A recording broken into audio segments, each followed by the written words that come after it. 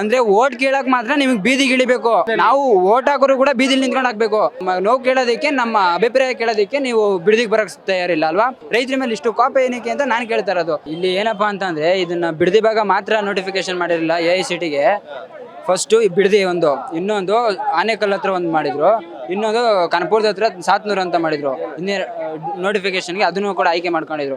ಇಲ್ಲಿ ಆನೇಕಲ್ದು ಮಾಡಿದ್ರು, ಅವರು ಹೋರಾಟಗಳನ್ನ ಮಾಡ್ತಾ ಇದ್ರು. ಸಾತ್ನೂರು ಸುದ್ದಿ ಎಲ್ಗೋಯ್ತು ಸರ್? ಇಲ್ಲಿ ಸಾತ್ನೂರು ಬಗ್ಗೆ ಮಾತೇ ಇಲ್ಲ. ಅಲ್ಲಿ ಏನೋ ಮುಖ್ಯಮಂತ್ರಿಗಳಾದಾಗ ಹೋಗಿ ಮಾತಾಡ್ತಾರೆ ಅವರು. ನಾನು ನಿಮಗೆ ಅಭಿವೃದ್ಧಿ ಮಾಡೋ ಹೆಸರಲ್ಲಿ ಭೂಮಿ ರೇಟ್ನ ಜಾಸ್ತಿ ಮಾಡ್ತಾ ಇದ್ದೀನಿ, ನಿಮ್ಮ ಭೂಮಿಗಳನ್ನ ಕಳ್ಕೊಬೇಡ್ರಿ ನಾವು ಅಂತ. ಇನ್ನು ಚಿನ್ನದ ಬೆಲೆ, ವಜ್ರದ ಬೆಲೆ ಕೊಡ್ತೀವಿ ನಾವು ಅಂತ ಹೇಳ್ತಾವ್ರ ಅವರು. ಅಂದ್ರೆ ಇಲ್ಲಿರೋರು ಯಾರು ರೈತರಲ್ವಾ? ಅವ್ರು ಮಾತ್ರ ರೈತರು. ನಿಮ್ಗೆ ನಿಮ್ಮ ಭಾಗದ ಜನ ಮಾತ್ರ ಓಟ್ ಹಾಕೋರೆ, ನಾವು ಯಾರು ನಿಮ್ಗೆ ಓಟ್ ಹಾಕಿಲ್ಲ ಸರ್. ನಾನು ಈಗಲೂ ಹೇಳ್ತೀನಿ, ಈ MLA ಎಲೆಕ್ಷನ್ ಬಂದಾಗ ನಾವು ಬಾಲಕೃಷ್ಣ ಅವ್ರಿಗೆ ಓಟ್ ಹಾಕಿದ್ದು, ಹೇಮಂಜ್ ಅವ್ರಿಗೆ ನಾವು ಓಟ್ ಹಾಕಿರ್ಲಿಲ್ಲ. ಇವಾಗ ನಮಗೆ ಹೆಂಗ್ ಅನಿಸ್ತೈತೆ ಅಂತಾರೆ, ನಾವು ಯಾಕೆ ನಾವು ಓಟ್ ಹಾಕ್ಬಿಟ್ವಪ್ಪ ಅನಿಸ್ತೈತೆ. ಬಾಲಕೃಷ್ಣ ಅದು ರಾಜಕೀಯ, ನಾವು ರಾಜಕೀಯದಾಗ ಯಾವ್ದೂ ಬಂದಿಲ್ಲ. ನಮ್ದು ಒಂದು ಭಾಗದ MLA ಅಂತಾರ ಅವರು. ಅಟ್ಲೀಸ್ಟ್ ಬಂದು ರೈತರ ಜೊತೆ ಕೂತು ಮಾತಾಡಿ, ಇಲ್ಲ ನನ್ನ ಭಾಗದ ರೈತರಿಗೆ ಸಮಸ್ಯೆ ಆಗತ್ತೆ, ಒಪ್ತಾ ಇಲ್ಲ, ಬೇಡ ಅನ್ನುವಂಥದ್ದು.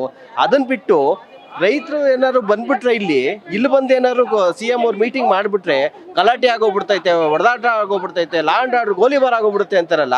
ಓಟ್ ಕೇಳಕ್ ಬಂದಾಗ ಭಯ ಇರ್ಲಿಲ್ಲ. ಇವಾಗ ಸರ್ಕಾರ ಈಗ ಅಧಿಕಾರ ಅವ್ರದೇ ಐತೆ, ಈಗೇನ್ ಪೊಲೀಸ್ ಪ್ರೊಟೆಕ್ಷನ್ ಕೊಟ್ಟು ಅಷ್ಟು ನಿಮ್ಮ ಕ್ಷೇತ್ರದ ಜನರ ಮೇಲೆ ನಿನಗೆ ನಂಬಿಕೆ ಇಲ್ಲ? ಯಾವ್ದು ಇಲ್ಲ ಸರ್, ಇದೆಲ್ಲ ದೊಡ್ಡ ಈ ಡ್ರಾಮಾ. ರೈತರುಗಳು ಕೂಡ ಪರ ಇರೋರು ಅಷ್ಟೇ, ವಿರೋಧ ಇರೋರು ಅಷ್ಟೇ. ಯಾರು ಹೊಡೆದಾಟನೂ ಮಾಡಲ್ಲ, ಏನು ಮಾಡಲ್ಲ. ಅವರು ರಾಜಕೀಯವಾಗಿ ಅವ್ರೇನೋ ಮಾಡ್ತಾವ್ರ ಅಷ್ಟೇನೆ. ಇಲ್ಲಿ ಇನ್ನೊಂದು ಏನಪ್ಪಾ ಅಂತಂದ್ರೆ, ಇದನ್ನ ಪತ್ರ ಬರೆದು ನಮ್ಮ ಕುಮಾರಸ್ವಾಮಿ ಅವ್ರು 26ನೇ ತಾರೀಕು ನಾನು ಬಿಸಿ ಇದ್ದೀನಿ, 27ನೇ ತಾರೀಕು ಬರ್ತೀನಿ, ಬಿಡದಿಗೆ ಬನ್ನಿ ನೀವು, ನಾನು ಇದಕ್ಕೆ ಬರೋಕ್ಕಾಗಲ್ಲ, ಇಲ್ಲಿ ವಿಧಾನಸಭೆಗೆ ಬರೋಕ್ಕಾಗಲ್ಲ ಅಂತ ಹೇಳಿದ್ರು ಅವರು. ಇನ್ನೊಬ್ರು ಯಾರೋ ಕಾಂಗ್ರೆಸ್ ಪಕ್ಷದವ್ರು ಹೇಳ್ತಾರೆ, ಬೀದಿಗೆ ಬರೋಕ್ಕಾಯ್ತದ ನಾವು, ಸಿದ್ದರಾಮಯ್ಯ ಅವ್ರ ಹೆಸರು ನನಗೆ ಗೊತ್ತಿರಲಿಲ್ಲ. ಅವರು ನಾವು ಬೀದಿಗೆ ಬರೋಕ್ಕಾಯ್ತದ, ನಾವು ಇದು ವಿಧಾನಸಭೆಗೆ ಬರ್ರಿ ನೀವು, ನಾವು ಮಾತಾಡ್ತೀವಿ, ಅಲ್ಲಿ ಜನಗಳ ಕಾರ್ಯ ನೋಡುವಂಥ ಜಾಗ ಅದು ಅಂತ ಅವ್ರು ಹೇಳ್ತಾರೆ. ಅಂದರೆ ಓಟ್ ಕೇಳಕ್ಕೆ ಮಾತ್ರ ನಿಮಗೆ ಬೀದಿಗೆ ಇಳಿಬೇಕು. ಜನ ಬೇಕು ಅಂದಾಗ ಬೀದಿಗೆ ಇಳಿತಾರೆ. ಓಟು ಬೀದಿಲಿ ನಿಂತ್ಕೊಂಡೆ ಹಾಕ್ಬೇಕು. ನಾವು ಓಟ್ ಹಾಕೋರು ಕೂಡ ಬೀದಿಲಿ ನಿಂತ್ಕೊಂಡು ಹಾಕ್ಬೇಕು. ನಿಮ್ಗೆ ನಮ್ಮ ನೋವು ಕೇಳೋದಕ್ಕೆ, ನಮ್ಮ ಅಭಿಪ್ರಾಯ ಕೇಳೋದಕ್ಕೆ ನೀವು ಬಿಡದಿಗೆ ಬರಕ್ ತಯಾರಿಲ್ಲ ಅಲ್ವಾ? ಯಾಕೆ ಸರ್? ಏನು ಅಂಥದ್ದು ರೈತರು ಅಂಥದ್ದು ಏನು ಮಾಡ್ಬಿಟ್ಟವ್ರು ನಿಮಗೆ? ರೈತರ ಮೇಲೆ ಇಷ್ಟು ಕೋಪ ಏನಕ್ಕೆ ಅಂತ ನಾನು ಕೇಳ್ತಾ ಇರೋದು. ಪ್ರತಿಯೊಂದಕ್ಕೂ ಬೀದಿಗೆ ಬರ್ತೀರಾ ನೀವು? ಚರ್ಚೆ ಮಾಡೋದಕ್ಕೆ ಮಾತ್ರ ವಿಧಾನಸಭೆಗೆ ಬರ್ಬೇಕು ನಾವು. ಯಾಕೆ ನೀವು ಬೀದಿಗೆ ಬಂದು, ನೀವೇ ತಾನೇ ಬೀದಿಗೆ ಬಂದು ಅಣ್ಣ, ಅಯ್ಯೋ ತಾತ, ಅಪ್ಪ, ನಮ್ಮ ಅಪ್ಪ ನೀವು, ನಮ್ಮ ಅವ್ವ ನೀವು ಅಂತ ಕಾಲಿಗೆ ಕೈ ಬಿದ್ದು, ಕೈ ಮುಗಿದು, ಕಣ್ಣೀರು ಹಾಕಿ ಕೇಳ್ತೀರಾ ಓಟ್ನ? ನಮಗೆ ಓಟ್ ಹಾಕ್ರಿ, ನಮ್ಗೆ ಗೆಲ್ಸ್ರಿ, ನಾವು ಅದು ಮಾಡ್ಬಿಡ್ತೀವಿ, ಇದು ಮಾಡ್ತೀವಿ ಅಂತ. ಏನು ನಮ್ಗೆ ರೈತರ ಮೇಲೆ ಹೊಟ್ಟೆ ಮೇಲೆ ಹೊಡಿತಾ ಇರೋದ ನೀವು ಮಾಡ್ತಾ ಇರೋದು ಗೆದ್ಮೇಲೆ? ಒಂದು ಬಂದು ರೈತರ ಹತ್ರ ನಿನ್ಗೆ ಒಪ್ಪಿಗೆ ಇದೆಯೋ ಒಪ್ಪಿಗೆ ಇಲ್ವಾ ಅಂತ ಒಂದು ಮಾತು ಕೇಳಿಲ್ಲ, ಒಂದು ಸಭೆ ಮಾಡಿಲ್ಲ ಅವರು. ಯಾರೋ ಒಂದು ಕಡೆ ಸಭೆ ಮಾಡ್ಕೊಂಡು ಅವ್ರು ಮಾತಾಡ್ತವ್ರೆ.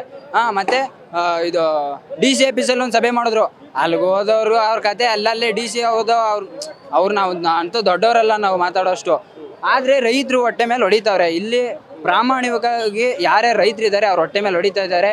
ನಮ್ಮ ಭೂಮಿನ ನಾವು ಕೊಡೋದಿಲ್ಲ, ನಾವು ಎಷ್ಟು ಕೋಟಿ ಕೊಟ್ಟರು ನಾವು ಕೊಡೋದಿಲ್ಲ ಅಂತ ಹೇಳಕ್ಕೆ ಇಷ್ಟಪಡ್ತೀವಿ. ಎಷ್ಟು ಭೂಮಿ ಇದೆ ಬ್ರದರ್? ಏನು ಬೆಳೀತಾ ಇದ್ದೀವಿ? ನಾವು 1.5 ಎಕರೆ ಭೂಮಿ ಇರೋದಷ್ಟೇ.